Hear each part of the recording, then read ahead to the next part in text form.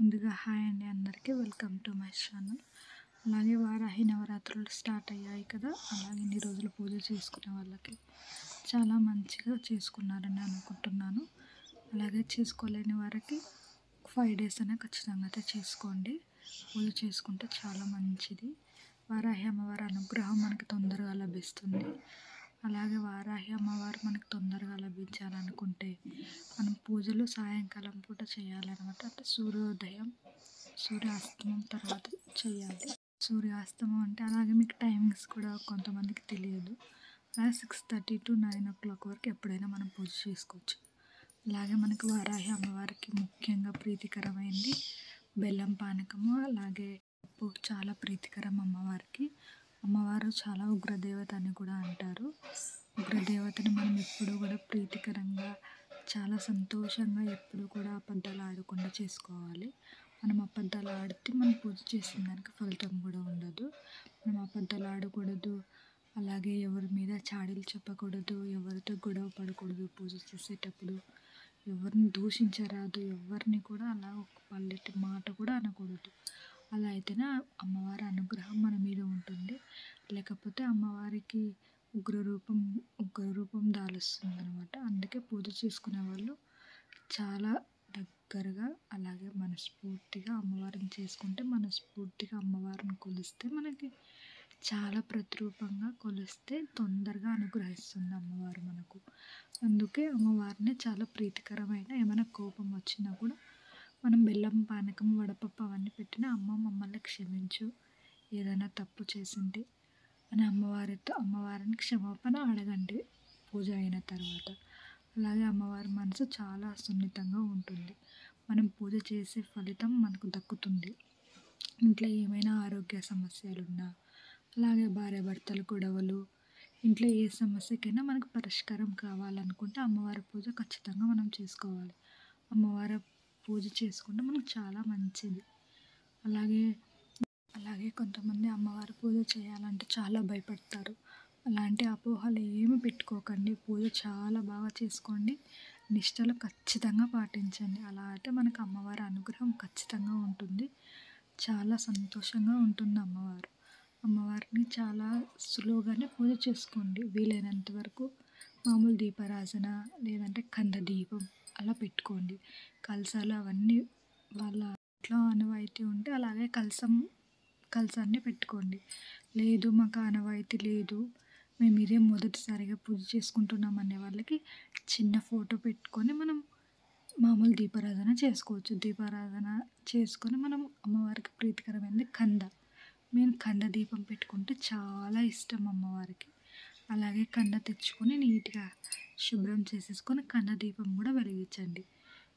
కంద దీపం వెలిగిస్తే మన ఆరోగ్యాలైనా ఏవైనా మన అమ్మవారు కోరికలు ఖచ్చితంగా తీరుస్తుంది.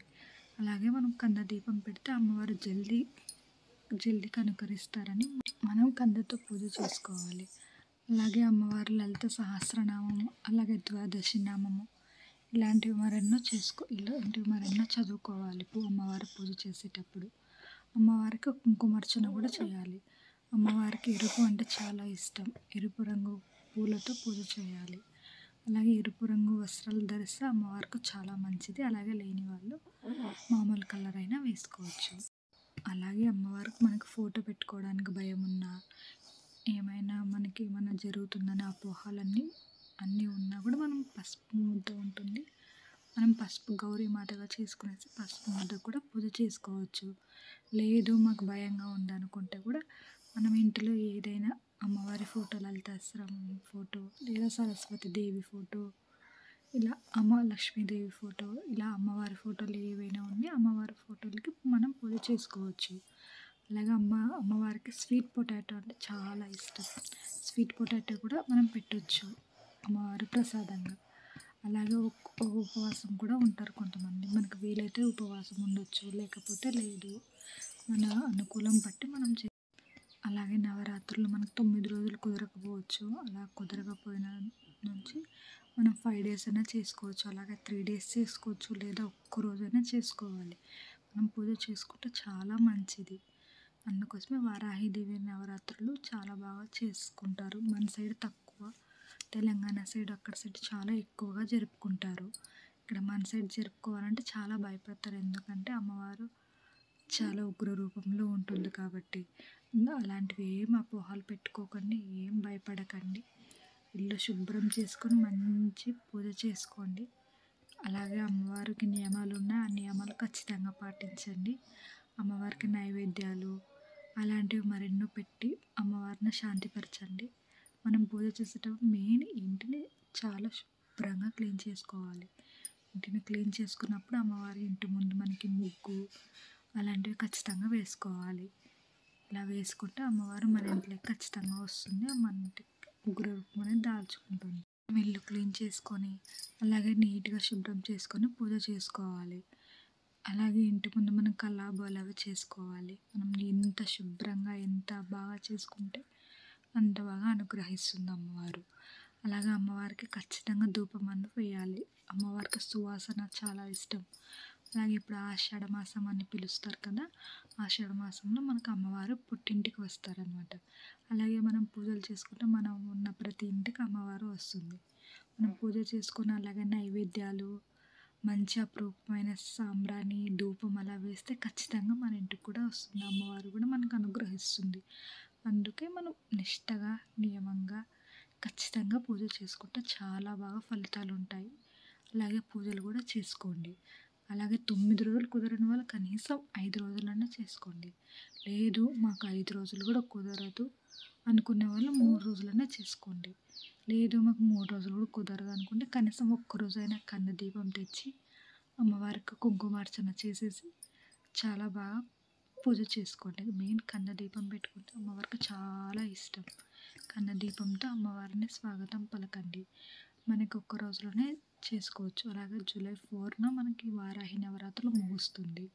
జూలై 4 మనకి శుక్రవారం పడుతుంది కాబట్టి ఆ రోజు అమ్మవారి పీఠాన్ని మనం ఎప్పుడు కూడా కదపకూడదు. శుక్రవారం కాకుండా మనకి శనివారం అమ్మవారి 10వ రోజు నవరాత్రులు, ఆ రోజు మనం అమ్మవారి కలశాన్ని కానీ అమ్మవారి పీఠం కానీ మనం కదపాలి. శుక్రవారం ఎప్పుడు కూడా మనం అమ్మవారి పటాన్ని మనం కదపకూడదు. అలాగే మంచి నియమంగా మనం ఫోటో ఎక్కడ పెట్టుకోవాలని కొంతమందికి డౌట్స్ ఉంటాయి.